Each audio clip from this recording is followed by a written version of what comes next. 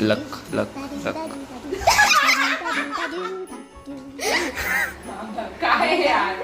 आता रूल्स प्रमाणे पूर्वा दीदीला पहिल्या आंघोळीला जावं लागणार आहे, त्याच्यानंतर आभा आणि मग मी.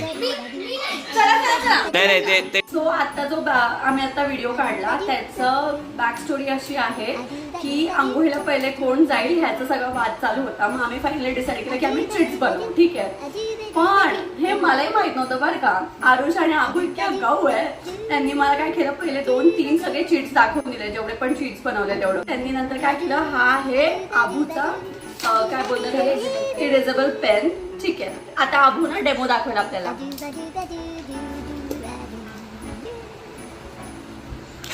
हे बघा. सो असं करून या शहाण्यांनी ते सगळं इरेज करून सगळ्याच्यावरती पूर्वा दीदी केलेलं आहे. आणि आम्ही 2दा केलो. ओके, की 2दा आपण बघूयात सगळ्या. 2दा पूर्वा दीदी चालला आणि मला पण माहित नव्हतं बरं का, ती आंघोळीला गेली बिचारी. आणि नंतर आरुष मला शहाणा म्हणतो, दीदी तुला कळलंच नाही गेम काय झालाय. मग म्हटलं काय झालं, म्हणे अगं आम्ही ना सगळ्याच्यावर पूर्वा दीदीच दिलं होतं. मग मी म्हटलं की चिट्सचं काय, म्हणे अरे इरेजेबल पेन आहे, मला सगळं दाखवतो. मग कळलं इतके नालायक पोर आहे.